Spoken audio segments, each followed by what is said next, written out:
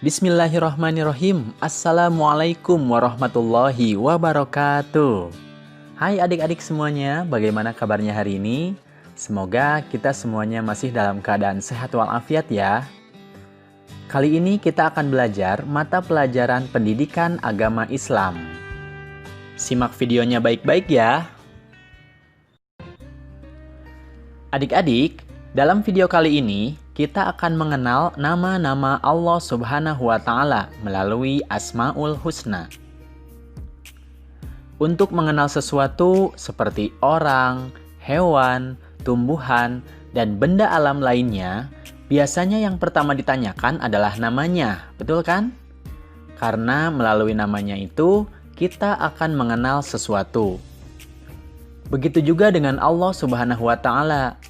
Untuk mengenal lebih jauh siapa itu Allah, jawabannya ada pada mengenal Asmaul Husna. Asmaul Husna artinya adalah nama-nama Allah yang baik. Allah mewahyukan nama-namanya melalui kitab suci Al-Quran. Di sana disebutkan namanya sebanyak 99 nama. Nah, untuk kali ini kita hanya membahas 4 Asmaul Husna saja, yaitu Al-Mumit, Al-Hayyu, Al-Qayyum, dan Al-Ahad. Semoga kalian bisa memahami makna dari masing-masing Asmaul Husna tersebut dan mengambil hikmahnya ya. Yang pertama adalah Al-Mumit. Kita baca bersama-sama. Al-Mumit artinya adalah yang maha mematikan.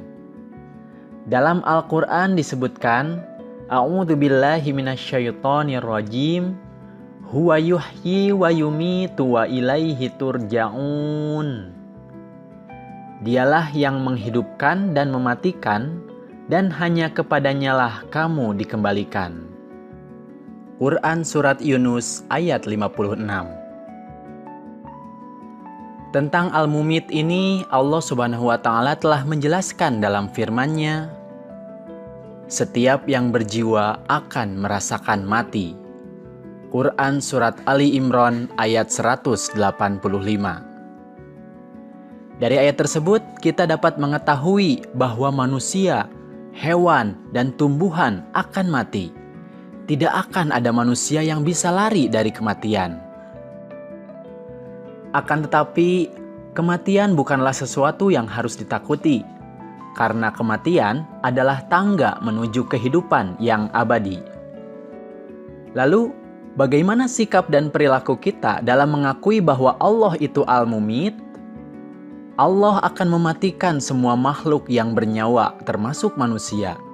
Dan setelah mati, kita akan menjalani kehidupan yang abadi, yaitu di akhirat. Nah, tugas kita sekarang adalah mempersiapkan diri agar di akhirat kelak kita hidup bahagia. Bagaimana cara mempersiapkannya? Bila kita ingin bahagia, maka kita harus mengikuti perintah Allah Subhanahu wa Ta'ala dan Rasul-Nya. Misalnya, rajin sholat, rajin membaca Al-Quran, rajin belajar, serta patuh dan hormat kepada orang tua dan guru. Kemudian, jauhi yang dilarang oleh Allah Subhanahu wa Ta'ala dan Rasul-Nya. Misalnya mencuri, berkelahi, dan menyakiti orang lain. Selain itu, biasakan berdoa kepada Allah Subhanahu wa Ta'ala. Ya Allah, ya Mumit, wahai Tuhan yang maha mematikan, matikanlah kami nanti dalam keadaan husnul khotimah atau mati dalam keadaan akhir yang baik. Amin ya Rabbal Alamin. Kemudian yang kedua adalah Al-Hayyu. Kita baca bersama-sama. Al-Hayyu. Al-Hayyu artinya adalah yang maha hidup. Dalam Al-Quran disebutkan, A'udzu billahi minasyaitonir rajim. Allahu la ilaha illa huwal hayyul qayyum. Allah, tidak ada Tuhan yang berhak disembah melainkan Dia, yang maha hidup kekal lagi maha berdiri sendiri. Quran Surat Al-Baqarah ayat 255. Al-Hayyu ini mengandung arti bahwa Allah Subhanahu wa Ta'ala hidup kekal selamanya. Dan Allah Subhanahu wa Ta'ala juga yang memberi hidup makhluknya termasuk rezeki di dalamnya. Hidup atau mati seseorang ada di dalam kekuasaan Allah Subhanahu wa Ta'ala. Contohnya, berapa banyak orang yang sedang mengalami sakit berat, tapi Allah masih berkehendak memberikan kesempatan untuk hidup. Sebaliknya, sering kita melihat orang tidak sakit atau kondisi dalam keadaan sehat walafiat, tapi tiba-tiba saja terdengar sudah meninggal dunia. Penyebabnya bermacam-macam. Ada yang sakit jantung, terjatuh, tabrakan atau tertabrak, tenggelam, tertembak, dan sebagainya. Lalu, bagaimana sikap dan perilaku kita dalam mengakui bahwa Allah itu Al-Hayyu? Allah yang Maha Hidup menugaskan manusia untuk memelihara kehidupan dan mencari rezeki yang sudah disediakan oleh Allah Subhanahu wa Ta'ala. Berarti, sikap kita adalah harus memelihara diri sendiri, yaitu dengan cara makan dan minum secara teratur, jangan berlebihan, dan selalu memelihara kebersihan agar tetap sehat. Selain itu, kita juga harus berperilaku membantu kelangsungan hidup orang lain. Misalnya bersedekah dengan cara memberi makan, minum, dan membantu kesehatan orang lain yang membutuhkannya. Kemudian berdoalah kepada Allah Subhanahu wa Ta'ala, "Ya Allah, ya Hayyu, wahai Tuhan yang Maha Hidup, hidupilah kami dalam keselamatan dan kemanfaatan. Amin ya Rabbal Alamin." Kemudian yang ketiga adalah Al-Qayyum. Kita baca bersama-sama. Al-Qayyum. Al-Qayyum artinya adalah yang maha berdiri atau mandiri. Disebutkan dalam Al-Quran, A'udzu billahi minasyaitonir rajim.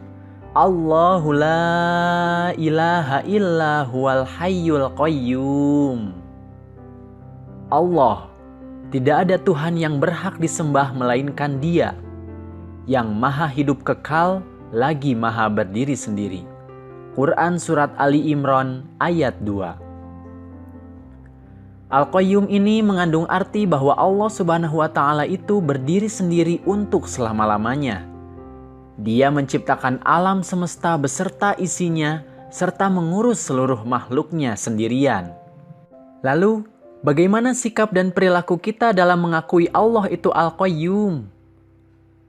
Allah yang maha berdiri atau mandiri memberikan pendidikan kepada kita supaya hidup tidak selalu bergantung kepada orang lain. Berarti, apabila kita berada di rumah, kita harus sudah dapat melakukan hal-hal tertentu itu secara mandiri.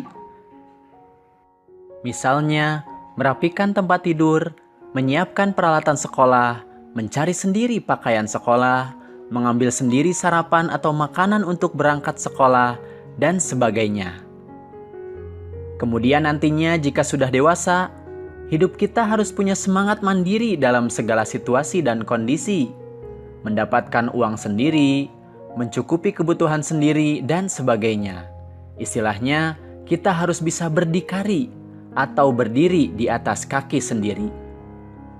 Kemudian kita juga harus berdoa kepada Allah Subhanahu wa Ta'ala, "Ya Allah, ya Qayyum, wahai Tuhan yang maha berdiri sendiri atau mandiri, jadikanlah hidup kami tidak selalu bergantung kepada orang lain. Amin ya Rabbal Alamin." Kemudian yang keempat adalah Al-Ahad. Kita baca bersama-sama. Al-Ahad. Al-Ahad ini artinya adalah yang Maha Esa. Dalam Al-Quran disebutkan, A'udzu billahi minasyaitonir rajim. Qul huwallahu ahad. Katakanlah, dialah Allah yang Maha Esa. Quran Surat Al-Ikhlas ayat 1. Al-Ahad ini mengandung arti bahwa Allah Subhanahu wa Ta'ala itu Maha Esa. Tidak ada sekutu baginya. Tidak ada Tuhan selain Dia. Lalu, Bagaimana sifat dan perilaku kita dalam mengakui bahwa Allah itu Al-Ahad? Allah yang Maha Esa merupakan Tuhan kita satu-satunya. Artinya, kita harus menyembah hanya kepadanya saja. Itu karena Allah itu tidak beranak dan tidak diperanakan, serta tidak ada sekutu atau yang berhak disembah selain Dia. Kemudian, kita harus menjauhi sifat syirik, yaitu sikap menyekutukan Allah Subhanahu wa Ta'ala. Kita tidak boleh menyembah atau menganggap Tuhan kepada makhluk ciptaannya, seperti jin, pohon, patung berhala, dan lain sebagainya.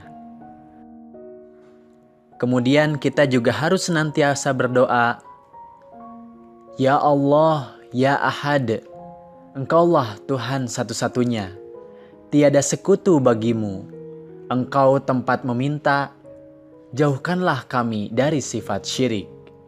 Amin ya Rabbal Alamin. Nah, itulah adik-adik video tentang Asmaul Husna, yaitu Al-Mumit, Al-Hayyu, Al-Qayyum, dan Al-Ahad. Semoga kita bisa mengambil hikmah dari pelajaran ini, serta menunjukkan pengakuan kita terhadap Asmaul Husna tersebut dalam kehidupan sehari-hari. Itu saja yang bisa kakak sampaikan. Terima kasih atas perhatiannya. Mohon maaf apabila ada kesalahan. Billahi taufik wal hidayah. Wassalamualaikum warahmatullahi wabarakatuh.